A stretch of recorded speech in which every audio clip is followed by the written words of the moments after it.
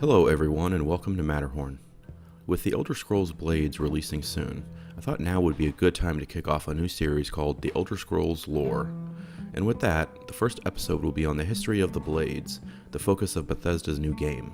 Many of us who have played either Skyrim or Oblivion may remember the Blades taking part in the story in some shape or form, but their history goes back much farther.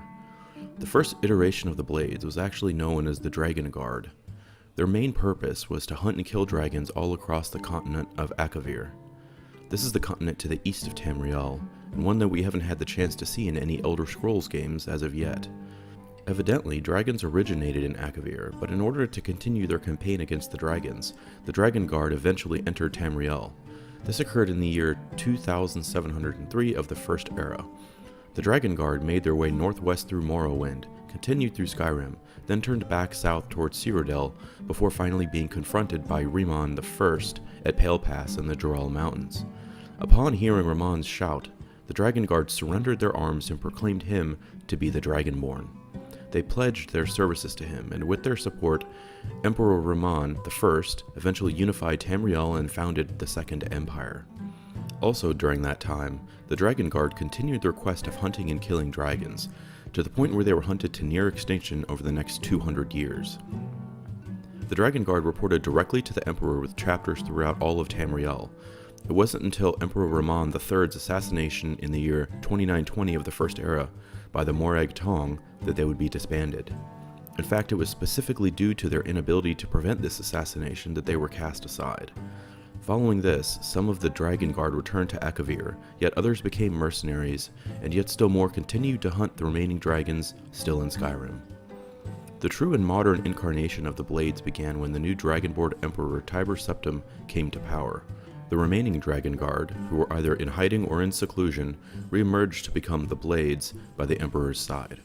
During the new Septim dynasty, the Blades became more powerful than ever before. The new emperors used the Blades almost as a personal intelligence service, and because of this, their influence spread far and wide throughout Tamriel. Their close connection with the line of emperors proved to be key during the Oblivion Crisis, when they helped ensure Martin Septim could take his rightful spot and help end the crisis, though at the cost of his life. After the Oblivion Crisis, the Septim dynasty waned and the Blades sunk back into the background. The Blades still served the Emperor, but not in the same way they did a Dragonborn Emperor. It was during this time that the Blades grew suspicious of the Thalmor, who they realized had their sights set on land owned by the Empire. An unspoken struggle broke out between the Thalmor and the Blades, as the Blades worked in the shadows to thwart any power or influence the Thalmor may seek.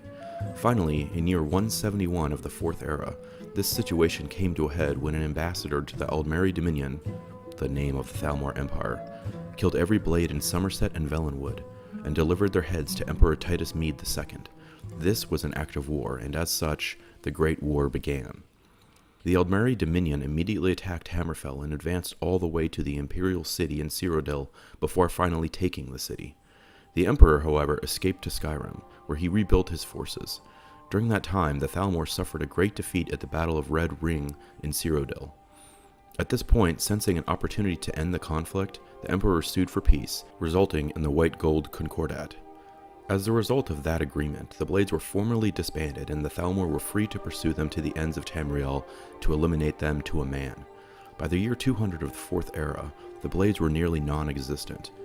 The last few remaining Blades went into hiding where, in the year 201 of the Fourth Era during the events of Skyrim, they reappeared to help the Dragonborn. As dragons reappeared throughout Skyrim, the Blades, with assistance from the Dragonborn, reopened the ancient Skyhaven Temple and began recruiting new members. After Alduin was defeated, the newly resurgent Blades took upon the task of eliminating the last few dragons still roaming throughout Skyrim. So, that brings us to the newest game in the series, The Elder Scrolls Blades. The game takes place approximately 10 years prior to the events of Skyrim. This means that your character is a Blade who is in hiding and on the run from the Thalmor. In a time with very few remaining Blades, approximately year 190 of the Fourth Era, you return to the ruins of what used to be your hometown, and thus the story begins. And with that, you now have a general overview of the history of the Blades. If you are interested in even more detail, you can check out the unofficial Elder Scrolls pages online.